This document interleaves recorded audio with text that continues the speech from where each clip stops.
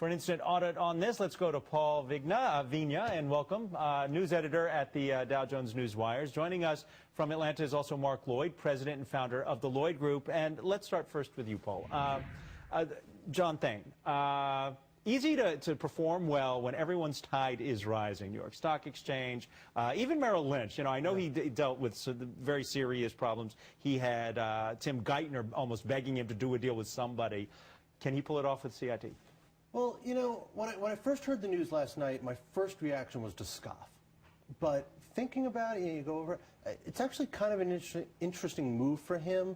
And whether he can pull it off or not is really an open question. But there's a guy when he walked in, the day he walked into Merrill Lynch, his reputation was sterling. Right. I mean, he had a resume that had every name you wanted on it, Goldman, Harvard, MIT. When he walked out of Merrill Lynch, Tarnished. Tattered. Yeah. I mean, tattered. The guy was just shredded in that year.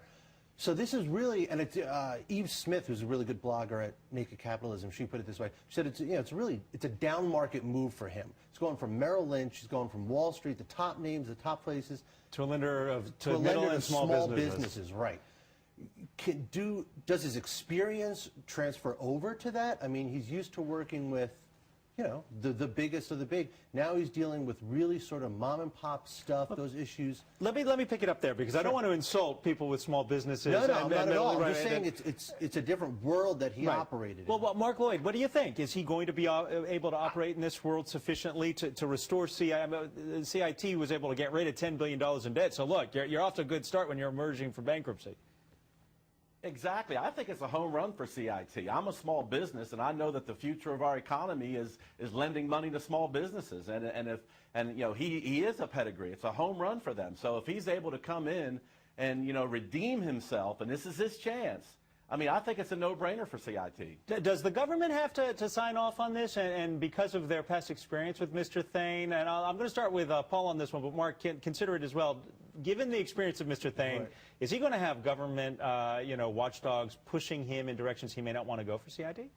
I'm not exactly sure what the oversight is right now. I think, did they pay off their TARP funds, or do they still have the loans outstanding? We should check that out. We can check that out and find out. Mark, the last word on that. Do you know, does the government have an active role? Yes.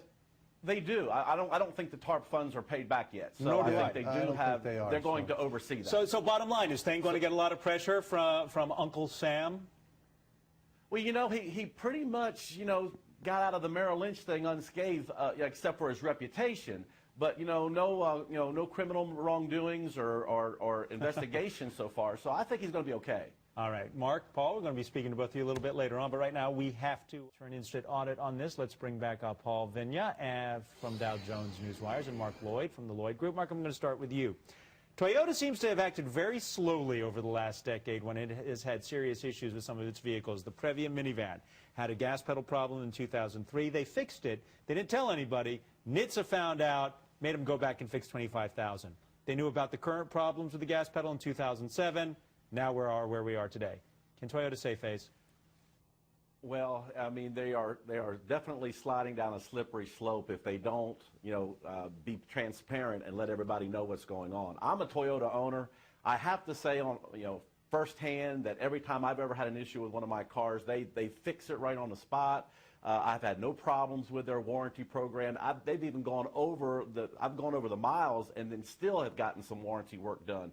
So they do bend over backwards for their customers, but they have got to be careful here because of, you know, transparency. Dollars and cents, you know, they'll weather the storm. Sure. I mean, one of the largest automakers in the world. I always forget if they're still competing with GM, but they're number one right now. They are number one right now. Well, let's talk, Paul. We have congressional hearings Wednesday. Politicians in the United States will be looking to score points and beat up Toyota, don't you think? Sure. And do you think they found some kind of smoking gun? Or are they going to try through innuendo and connect dots that may not add up to a truly serious, perhaps, lagging by Toyota? Or do you think we're going to discover that Toyota, reminiscent of a U.S. automaker in the early 1970s with the Pinto? Well, you know, the Pinto's a good one to bring up, too. And Congress, they'll do their usual dog and pony show. They'll try to score points. They'll try to show that they're there for the people. They always do that. The real issues are going to come if anyone decides to sue Toyota. Oh, lawsuits have already exactly been filed. Right.